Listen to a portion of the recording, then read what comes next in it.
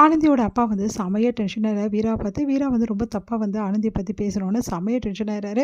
உடனே அவர பயங்கரமாக போட்டு அடிச்சிடுறாரு. உடனே வீராவை பார்த்துட்டு அப்படியே அதிர்ச்சி அடைகிறாரு. அவங்க பையன் ஆனந்தியோட அண்ணன், "ஏன்ப்பா இப்படிலாம் பண்ணுறீங்க? மாப்பிள்ளைய போய் அடிக்கல. இவன்லாம் ஒரு மாப்பிள்ளையா? கட்டின பொண்டாட்டியை பற்றி இவ்வளோ கேவலமாக பேசுகிறான். அப்போ என் பொண்ணை எப்படியெல்லாம் பேசியிருப்பான், எப்படிலாம் கொடுமைப்படுத்தியிருப்பான். ச்சே, நீ எல்லாம் ஒரு அண்ணாடா? சொந்த தங்கச்சியை நம்பாமல் இவனை போய் நம்புற? உனக்கெல்லாம் அறிவில்லை?" அப்படின்னு சொல்லிட்டு கேட்குறாங்க. அப்போ அவர் தான் சாட்சி ஒன்று நிரூபிச்சு, என்னடா சாட்சி? 1000 பேர் சாட்சி சொல்கிறான்டா, இந்த உலகமே வந்து கூட சொன்னாலும் தெரியுடா, என் பொண்ணை பற்றி எனக்கு தெரியும்டா, எவனும் சொல்ல வேண்டிய அவசியம் கிடையாது. இவன் என்ன வேணாலும் சொல்லுவான், நான் பார்த்துன்னு சும்மா இருக்கணுமா?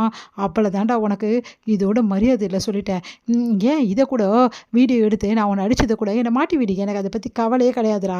நீ என்ன எந்த நேரத்தில் வீடியோ எங்கே வைப்பேன்னு யாருக்கு தெரியும்?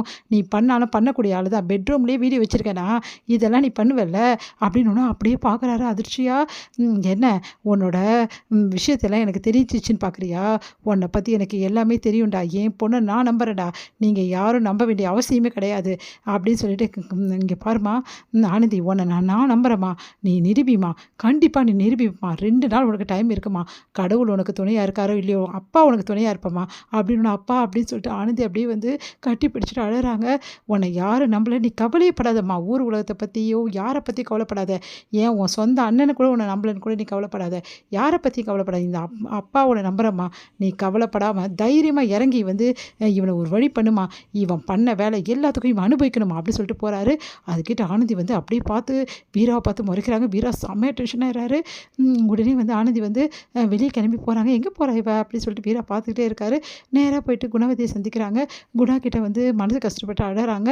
குணா அவங்கள கட்டி பிடிச்சிட்டு, அழாத ஆனந்தி, எல்லாமே நல்லது நடக்கும், இல்லடி 2 நாள் தான் டைம் இருக்குது, இந்த 2 நாளில் நான் அழுதுன்னு உட்காரக்கூடாது, ஒரு நிமிஷம் கூட எனக்கு ஓய்வு இருக்கக்கூடாது, இந்த 2 நாளில் அவனை பற்றி எல்லா விஷயத்தையும் நான் வெளியே எடுத்துகிட்டு வரணும், அதுக்கு என்ன பண்ண போகிறோம் ஆனந்தி அப்படின்னோடனே, வேறு வழியே கிடையாது, அவன் என்னை பற்றி என்னென்ன தப்பாக சொல்லணும் அது எல்லாம் உண்மை இல்லை, நான் நிரூபிச்சாகணும், அப்போ தான் இவங்கிட்டது எனக்கு விடிவு காலம் கிடைக்கும், அப்படி ஒரு வேளை வந்து இவங்கிட்டது எனக்கு கிடைக்கலன்னு வச்சுக்கோயேன், அந்த நிமிஷமே என்ன ஆனந்தி தவறான முடிவுக்கெலாம் இது போயிடாது ஆனந்தினோடனே, இல்லை என்னால் முடியாது, இவன் கூட மட்டும் என்னால் வாழவே முடியாது, அதுக்காக நான் என்ன வேணாலும் செய்வேன் அப்படின்னு சொல்லிட்டு ஆனந்தி வந்து சொல்லிட்டு இருக்காங்க. சரி, இங்கே பாரு, இப்போ நேராக வந்து அந்த பொய் சாட்சி சொன்னால அவன் வீட்டுக்கு தான் நம்ம போகிறோம் கிளம்பி, அதுக்கு முன்னாடி ஒரு வேலை இருக்குது, அதை முடிச்சுட்டு நம்ம கிளம்பலாம் அப்படின்னு. சரி ஆனந்தி அப்படின்ட்டாங்க குணவதி. இங்கே வீட்டுக்கு வராங்க. வீட்டுக்கு வந்தோடனே துணியெல்லாம் எடுத்து வச்சுட்ருக்காங்க. அதை பார்த்துட்டோன்னே, என்ன இவ எங்கே போகிறா ஒன்றுமே புரியலையே அப்படின்னு சொல்லிட்டு எல்லோரும் பார்க்குறாங்க. இங்கே பாரு, எனக்கு முக்கியமான வேலை இருக்குது, அதனால் நான் கிளம்புறேம்மா அப்படின்றாங்க. எங்கடி போகிற அப்படின்னு. நான் எங்கேயோ போகிறேன், நீ தான் என்னை நம்பலைல்ல, அதனால் என்கிட்ட நீ பேசாத அப்படின்றாங்க. ஆனந்தி வந்து அவங்க அப்பா கிட்ட வந்து, அப்பா இந்த மாதிரி ஆர்டர் விஷயமா வந்து நான் போக வேண்டியது இருக்குப்பா, அதனால் கிளம்புறேன், நான் வந்து அங்கேயே இருந்துட்டு நாளைக்கு தான்ப்பா வருவேன். என்னம்மா சொல்கிறேன், நாளைக்கா?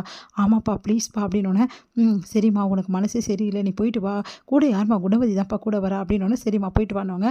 உடனே வந்து இவன் எங்கே திடீர்னு கிளம்புறா, இவளால் நிரூபிக்க முடியாதுன்னு தெரிஞ்சிச்சு, அதான் நிம்மதிக்காக எங்கே போகிறா போட்டுருது, இவளை நிம்மதியாக இருக்க விடக்கூடாது அப்படின்னு சொல்லிட்டு பின்னாடியே வராரு. வீராவை பார்த்துட்டு, ஐயோ இவன் வேறு வரானே, இவனை எப்படியாவது திசை திருப்பணுமே அப்படின்னு சொல்லிட்டு ஆனந்தி யோசிக்கிறாங்க.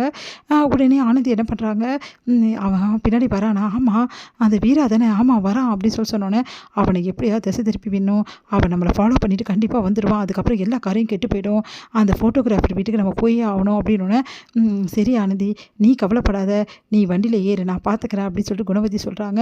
அடுத்து வந்து குணவதி வந்து என்ன பண்ணுறாங்க, வண்டிக்காரர்கிட்ட இப்படி போங்க அப்படி போங்கன்னு சொல்லிட்டு நல்லா சுத்தலை விட்டுறாங்க. அதனால என்ன பண்ணுறது, வீரா செமையாக டென்ஷன், எங்கே தான் போய் தொலைகிறாளுங்களோ தெரியல 2 பேருமே அப்படின்னு சொல்லிட்டு கடைசியில் வந்து ஏமாற்றி வீராவை ஏமாற்றிட்டு இவங்க 2 பேரும் கிளம்பிடுறாங்க. எங்கே போயிருப்பா அப்படின்னு சொல்லிட்டு யோசிச்சுட்டே இருக்காங்க. இங்கே ஃபோட்டோகிராஃபர் வீட்டுக்கு ஆனந்தியும் வந்து குணவதியும் போகிறாங்க.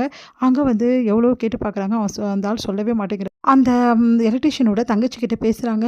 நீங்களும் வந்து அவருக்கு தங்கச்சி தானே, உங்களுக்கு இந்த நிலைமையில் இருந்தால் நீங்கள் வந்து இந்த மாதிரி உங்கள் அண்ணன் இப்படி சொன்னால் உங்களால் முடியுமா அப்படி சொல்லிட்டு கேட்குறாங்க. அவங்க தங்கச்சி வந்து, இப்படிப்பட்ட துரோகத்தை அண்ணன் செய்யவே மாட்டார் ஒரு காலம் அப்படின்னு, என்னை தங்கச்சி மன்னிச்சிடுமா, நான் உன் நல்லதுக்காக வந்து காசை வாங்கினமா, அதுவும் மெடிக்கல் செலவுக்கு தான், என்னை மன்னிச்சிடுமா, நான் ஏன் இப்படிலாம் பண்ணேன், தயவு செய்து உங்களுக்கு உதவி பண்ணினேன், உண்மையை சொல்லிட்டேனே அப்படின்னோடனே, சரிம்மா நான் எல்லா உண்மையும் கோர்ட்டில் வந்து சொல்கிறேன்னு சொல்லிட்டு அந்த எலக்ட்ரிஷியனும் ஒத்துக்கிறாரு.